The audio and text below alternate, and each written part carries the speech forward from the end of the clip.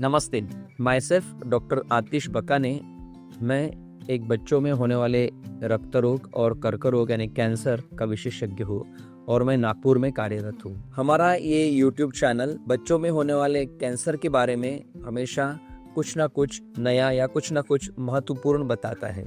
आज हम एक बेहद महत्वपूर्ण बच्चों में होने वाले कैंसर के बारे में बात करेंगे जिसका नाम है सार्कोमा। सार्कोमास कई तरह के होते हैं, हड्डियों में होने वाले, कोई सॉफ्ट टिश्यूज में होने वाले।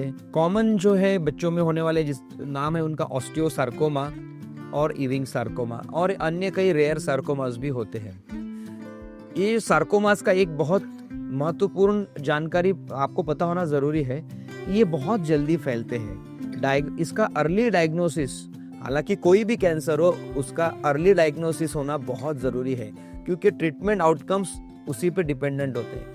खास करके सार्कोमा, जैसे ऑस्टियोसार्कोमा है, लंग्स में जा सकता है, अन्य कई और जगह भी जा सकता है बोन से। वैसे ही सॉफ्ट टिश्यू सार्कोमा जैसे साइनोवेल सार्कोमास है और अन्य सार्कोमास वो भी बोन्स में जा सकते हैं और कहीं जाने की संभावना होती है। उसे हम मेटास्टेटिक डिसीज कहते हैं। लोकलाइज्ड डिसीज और मेटास्टेटिक डिसीज में बहुत बेहद फर्क होता है। अगर लोकलाइज्ड कोई भी सार्कोमा है एक जगह, उसका इलाज काफ़ी अच्छी तरीके से हो सकता है और बच्चे लॉन्ग टर्म लाइफ जीने में सक्षम बन सकते हैं। बट मेटास्टेटिक डिसीज का जो फैला हुआ सार्कोमा है उसमें ट्रीटमेंट करना इतना आसान नहीं है। किसी भी तरीके से ट्रीट हम कर सकते हैं बट आउटकम उतना अच्छा नहीं हो सकता है जितना लोकलाइज्ड सार्कोमास में होता है। तो इसमें बात करेंगे आज 3 चीज़ों की जो महत्वपूर्ण है सार्कोमा के ट्रीटमेंट में। एक है कीमोथेरेपी, सेकेंड सर्जरी और रेडिएशन थेरेपी। ये तीनों ही का मेल जोल हम हर सार्कोमा के ट्रीटमेंट में करते हैं। मोस्ट ऑफ द सार्कोमास में तीनों की भी जरूरत पड़ सकती है। कीमोथेरेपी सार्कोमा में देने के 3 उद्देश्य है। एक, कीमोथेरेपी जो सिम्टम्स है बच्चों में, जैसे सार्कोमा आता है, किसी को दर्द होता है, ट्यूमर का साइज बड़ा दिखता है, ये सिम्टम्स कम करने के लिए बेहद महत्वपूर्ण होता है कीमोथेरेपी। सेकेंड, सार्कोमा का साइज कम करने में, साइज रिडक्शन में बहुत ही काम करता है। कैसे?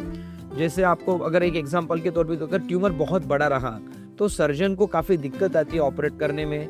जैसे अगर ऑस्टियोसार्कोमा की बात करें और अगर या फिर इविंग सार्कोमा की जो अपने पैर में है और वो अगर साइज बड़ा रहा तो पूरा कभी कभी लिम्ब निकालना पड़ता है, पूरा पैर काटना पड़ता है। बट कीमोथेरेपी के माध्यम से हम उस ट्यूमर को काफ़ी छोटा कर सकते हैं और कई बार ऐसा होता है कि हमें लिम्ब स्पेयरिंग सर्जरी करने में सर्जन सक्षम हो जाते हैं, तो पैर काटने की या हाथ काटने की ज़रूरत नहीं पड़ती। तीसरी चीज़ है फैलने से रोकना। अगर लोकलाइज्ड डिसीज़ है तो फैलने का जो प्रक्रिया है वो स्लो हो जाती है कीमोथेरेपी से।